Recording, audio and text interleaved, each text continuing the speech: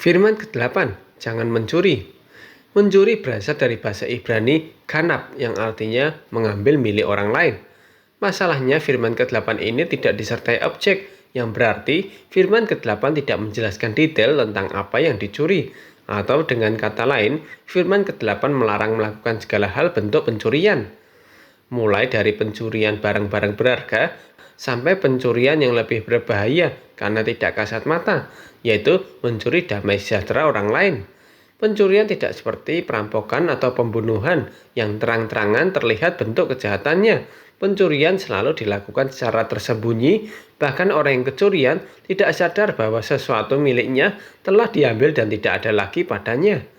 Tidak ada pencuri yang terang-terangan sengaja berhadapan dengan korbannya dan mengambil paksa milik orang lain. Semua pencuri pasti mencari waktu yang tepat ketika melakukan kejahatannya, yaitu ketika korbannya lengah dan tidak fokus pada barang miliknya dan membiarkan barang miliknya tidak terjaga.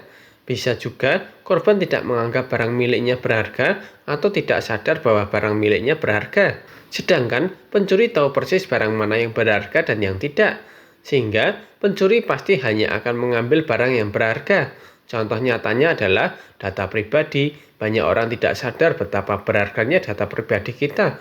Ketika ada pencuri yang mengambil dan menyalahgunakan data pribadi korban, barulah kita sadar betapa berharganya data pribadi kita. Begitu juga dengan nama baik. Banyak yang tidak sadar betapa berharganya nama baik kita sampai ada pencuri yang memfitnah dan menjatuhkan kita dari belakang. Dan dampak dari pencurian nama baik ataupun data pribadi atau barang kasat mata, apapun pasti akan membuat hati korbannya kehilangan damai sejahtera. Ketika seseorang dengan terang-terangan menjelekkan orang lain, sama saja dia sedang membunuh gambar Allah dari orang lain. Tapi ketika seseorang menjelekannya secara diam-diam atau tersembunyi, dia sedang membunuh tapi secara tersembunyi, atau dengan kata lain, mencuri gambar Allah dari orang lain. Banyak orang merasa baik-baik saja membicarakan kelemahan orang lain di belakang, padahal secara tidak sadar korban menjadi kehilangan miliknya, yaitu gambar Allah, karena pencurian gambar Allah. Jika seseorang senang bergosip, menertawakan kelemahan orang lain, suka melihat kelemahan orang lain, dan menyebarkannya, secara tidak langsung dia adalah pembunuh gambar Allah, atau mencuri damai sejahtera milik orang lain. Yohanes 10 ayat 10 berkata, pencuri datang hanya untuk mencuri dan membunuh dan membinasakan. Aku datang supaya mereka mempunyai hidup dan mempunyainya dengan berlimpah-limpah. Sehingga dapat dikatakan bahwa mencuri satu paket dengan membunuh, atau menghancurkan nama baik orang lain satu paket dengan membenci orang lain.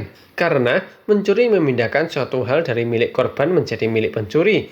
Jika si pencuri mencuri barang senilai 10 juta, artinya pencuri untung sebesar 10 juta dan korban rugi sebesar 10 juta. Padahal kita tidak tahu seberapa besar perjuangan dan pengorbanan korban mendapatkan barang seharga 10 juta tadi. Apakah dia harus menabung berbulan-bulan dahulu atau bahkan beberapa tahun baru bisa mendapatkannya? Tapi akhirnya dalam sekejap seluruh perjuangan dan pengorbanannya dilenyapkan oleh pencuri. Itu alasan mengapa mencuri satu paket dengan membunuh dan membinasakan. Belum lagi mencuri nama baik orang lain dengan gosip atau fitnah. Dengan menyebarkan kejelekan seseorang kepada orang lain secara diam-diam, secara tidak langsung pelaku sedang mencuri nama baik korban.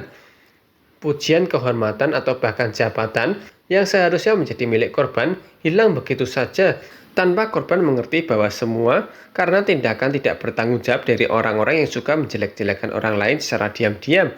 Apalagi jika menyebarkan hal yang tidak benar alias fitnah. Nama baik seseorang tidak dibangun dalam waktu sekejap, tapi butuh waktu yang lama, bahkan seumur hidup. Jika orang lain tiba-tiba datang sembunyi-sembunyi, menyebarkan keburukan orang lain, sama saja dia sedang mencuri pujian dan kehormatan yang seharusnya untuk korban, dan membinasakan semua jerih payah yang telah dibangun seseorang untuk mencapai titik tersebut. Itulah alasan mengapa mencuri dan membunuh dan membinasakan adalah satu paket. Efesus 4 ayat 28 berkata, orang yang mencuri janganlah ia mencuri lagi, tetapi baiklah ia bekerja keras dan meletakkan pekerjaan yang baik dengan tangannya sendiri, supaya ia dapat membagikan sesuatu kepada orang yang berkekurangan. Daripada mencuri kemuliaan orang lain, seharusnya kita memindahkan kemuliaan yang seharusnya bagi kita kepada orang lain yang lebih membutuhkan. Atau dengan kata lain, memberi pujian kepada orang lain adalah lawan dari mencuri. Wujud dari kasih adalah menegur secara langsung dan juga memuji secara terang-terangan. Dengan begitu, orang lain bisa memperbaiki nama baiknya dan meningkatkan kepercayaan dirinya. Itulah yang disebut memberi masukan untuk keuntungan orang lain, bukan keuntungan kita sendiri. Jika kita rajin memberi pujian atau memberi sesuatu bagi yang kekurangan, maka kita sendiri akan mendapat berkatnya, yaitu rasa damai sejahtera karena bisa menguntungkan orang lain dan meringankan beban orang lain, bukan malah mencuri dan menambah beban orang lain. Jadi, berilah pujian yang benar tentang orang lain, berilah kesaksian yang baik dan benar tentang sesama saudara kita, sehingga kita bisa membantu mereka menjaga nama baiknya.